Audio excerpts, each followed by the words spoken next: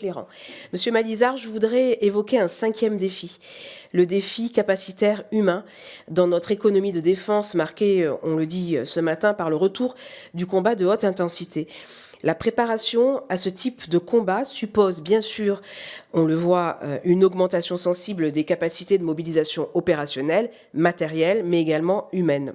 La professionnalisation des armées, la modernisation de nos systèmes de défense induisent la nécessité de disposer également, dans toutes les missions, des plus traditionnelles aux plus innovantes, d'un renfort permanent de ressources humaines et civiles.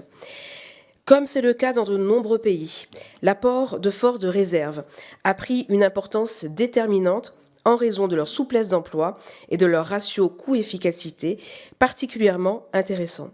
Les réservistes sont une des composantes essentielles de notre système de stratégie nationale de défense.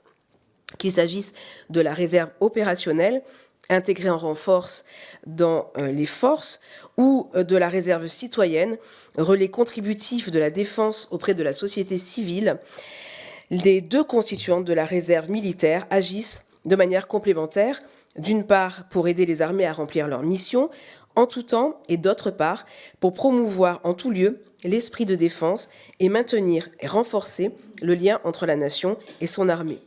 Aussi, outre les investissements votés dans la loi de programmation militaire pour la transformation de nos forces armées, un objectif de 100 000 réservistes à l'horizon 2030 a été fixé. Est-ce que cet objectif vous paraît suffisant?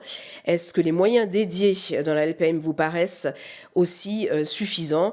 Que pensez-vous de l'apport de ces réserves dans notre économie de défense et de guerre? Merci.